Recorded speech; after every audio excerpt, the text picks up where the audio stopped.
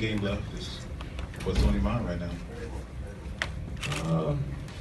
You know, I'm not really sure. I mean, I feel really excited. You know, very happy. Looking forward to lacing them up one more time. Kobe, I know you've seen a lot of things in your career, but have you seen a guy get a triple-double in the first half? Yeah. Yeah, I've never seen a guy get a triple-double as many times as he has in a season. That's pretty outrageous. You know, what he's been able to do all year long. It seems to fly underneath the radar because of the stuff they're doing up there in Golden State, what they're doing as a team. But he's having a historical season himself, and he's probably the most athletic player I've ever played against. Playing against Kevin and Russell last time, you feel like you're leaving the league in good hands now with these two? No question about it. I think the league is filled with young, talented players, competitive players that really love the game and care about the game. No doubt about it. How many similarities do you see between you and Russell Westbrook? A ton. I mean, I didn't smile much on the court either.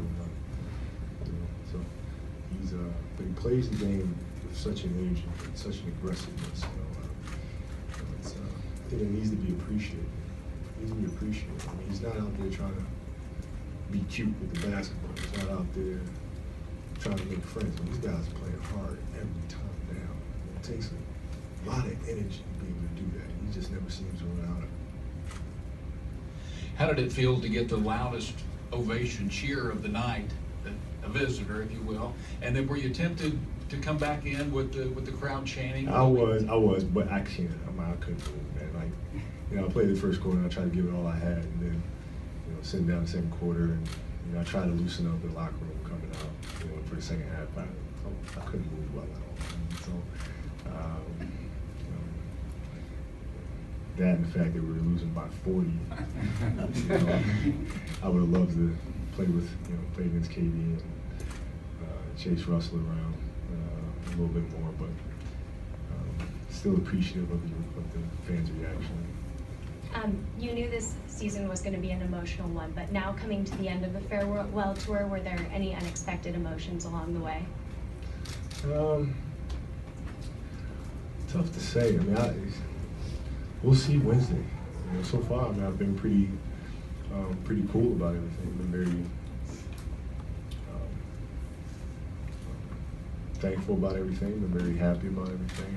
It hasn't really hit me yet. So, you know, we'll see what it does.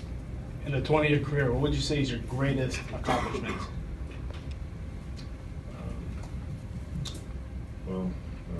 Coming back from the Achilles injury, and then fracturing my kneecap, and then coming back from that one, and then tearing my shoulder, and then here I am.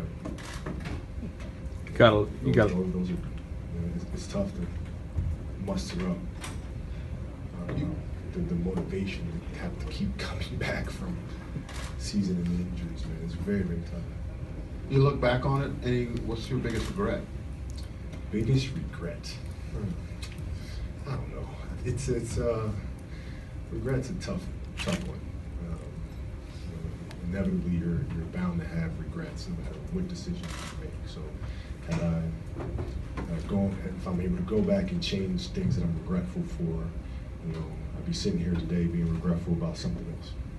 And so that's a long-winded way of saying things are the way they are for a reason.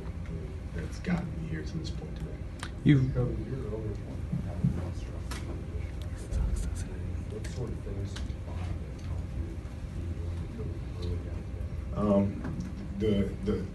what I did was ask myself, do I want to come back from this?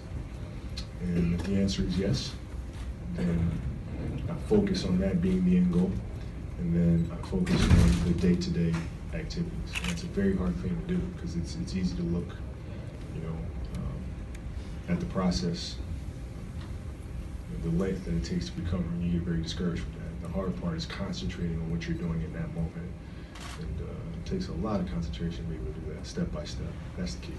Kobe, ¿hay algo dentro de ti que tiene ganas ya de que se acabe todo y descansar, ver, como decimos en España, el toro desde la barrera sin ningún problema? No, estoy esperando el momento que me puedo descansar un poquito, ir a la playa. Te quería preguntar también, ¿cuántas veces has intentado convencer a Russell Westbrook para que venga a jugar a Los Ángeles Lakers? Esa pregunta no lo puedo responder. You can answer that one in English too. No hablo inglés. Pero hubiera sido un muy buen candidato, un buen jugador para pasarle la antorcha del equipo.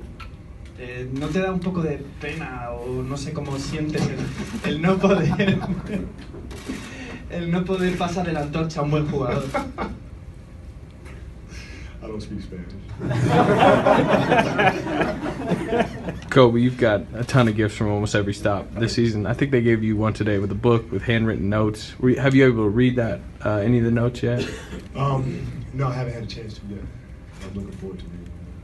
What did you just kind of think of that gift? I think it's extremely helpful. It takes time for players to be able to sit down and be able to do that. I think the biggest thing is to have memories. That's especially very personal things, like stories that I might have forgotten from a particular matchup that they remember, and then they write it. That's something that you can kind of go back to and remember those times on a very personal level. It's a cool gift. Kobe, you've been talking about how you've always been into meditation and something you do very regularly. These days, when you meditate, where does your mind drift, and what has been on your mind recently as you approach this final game? Same thing, storytelling, always. Structure, writing, organizing, things of that sort. Is it mainly all basketball related, or is it something beyond that at this point? No, it's not just basketball related. I think it's sports related, sure. But I think there's I spend most of my time thinking of the connectivity that sports has to everything that surrounds us. So I think sports has a very deeper connection to human nature.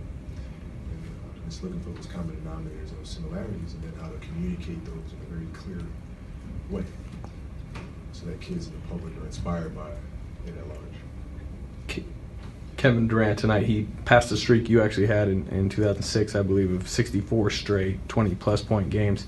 Since you're one of the only guys to do it, just how tough is that, and what does that say about him? Honestly, man, I don't even remember doing it. It was so long ago, but he's such a fantastic player, man. He has no flaws in his game. When he first came in the league, he eliminated the weaknesses that he had. Being able to pull up going right, being able to pull up going left. He's eliminated all of that stuff. There's literally nothing he can do, nothing he can't do offensively. So I don't see that streak stopping anytime soon.